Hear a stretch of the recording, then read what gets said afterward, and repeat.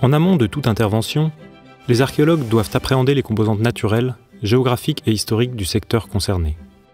La carte IGN au 25 millième est le document de base qui sert de fond de carte aux différentes illustrations qui vont être générées pendant l'étude archéologique. À l'occasion du projet de déviation routière de Nogent-le-Roi et Lormay, le service archéologique départemental est intervenu sur ces deux communes. La première étape consiste donc à reporter l'emprise du projet sur le fond de carte IGN 25 millième. Le géoarchéologue consulte les cartes géologiques, pédologiques et géomorphologiques. Aux alentours de Nogent-le-Roi, les couches qui se trouvent sous la surface actuelle sont très variées. Argile à silex, limon des plateaux, alluvions, sable de Fontainebleau.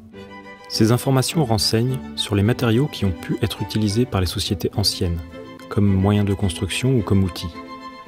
Elles renseignent aussi sur l'histoire du paysage que l'homme a modifié, comme les rivières, dont le cours a fortement varié depuis l'époque préhistorique.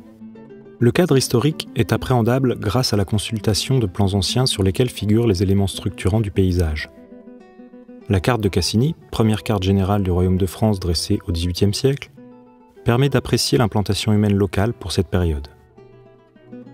Le cadastre napoléonien, dressé entre 1808 et 1839 pour l'Eure-et-Loir, renseigne principalement sur les limites des propriétés pour répondre à sa principale fonction, l'imposition. Le potentiel archéologique du secteur est ensuite évalué en prenant connaissance des sites et indices de sites archéologiques déjà connus dans le périmètre immédiat de l'opération, notamment par la consultation de la carte archéologique nationale. En se basant sur les indices de sites reconnus, on peut extrapoler les futures découvertes en établissant des périmètres de susceptibilité archéologique. Les cercles représentés ici marquent un périmètre de 500 mètres dans lequel la sensibilité est accrue. Ici, on voit que les informations, avant opération, portent principalement sur les périodes médiévales et modernes.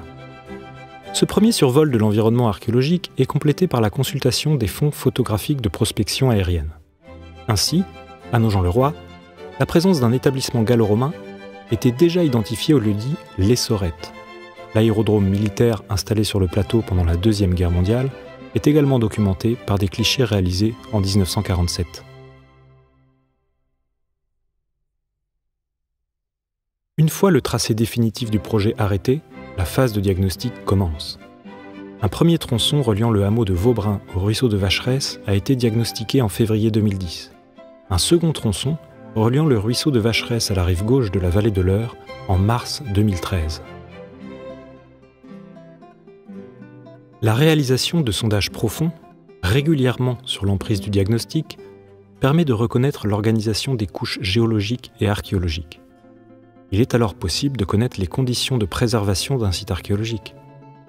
Lors du diagnostic de 2013, des traces d'une très ancienne rivière ont été trouvées sur la butte de Chandre et une zone tourbeuse dans la vallée de l'Eure, sans doute un ancien marécage de l'âge du bronze. À partir d'un canevas de points altimétriques fourni par les géomètres de la direction de la maîtrise d'ouvrage, une maquette virtuelle du paysage est élaborée.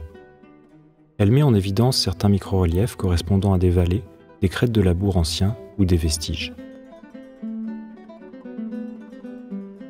Ces deux diagnostics ont permis d'identifier des vestiges s'étalant chronologiquement du néolithique, il y a environ 7000 ans, à l'époque contemporaine. 4 secteurs présentent suffisamment d'intérêt pour faire l'objet de fouilles, qui ont alors permis d'affiner les datations et de caractériser les activités pratiquées par les occupants des lieux. La phase de décapage consiste à retirer la terre végétale pour atteindre le niveau d'apparition des vestiges archéologiques. Ensuite, un relevé topographique de l'ensemble des vestiges est réalisé avec un tachéomètre laser. Le plan est exploité et mis en forme avec un logiciel de conception assisté par ordinateur. Ce plan est actualisé chaque semaine au cours de la fouille.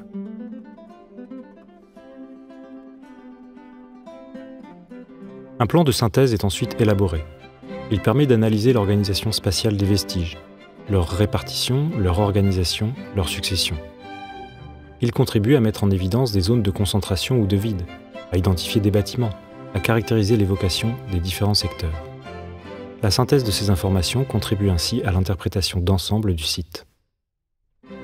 Les éléments de datation sont retranscrits sous la forme de plans phasés, témoignant de l'évolution de la structuration de l'espace.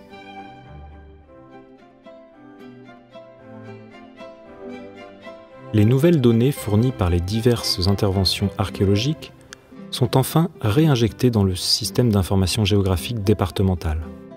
Elles permettront de mieux cerner le contexte archéologique des futures opérations. Avant 2010, les connaissances sur l'histoire de Nogent-le-Roi ne remontaient pas au-delà de l'époque médiévale, toujours visible dans la ville actuelle.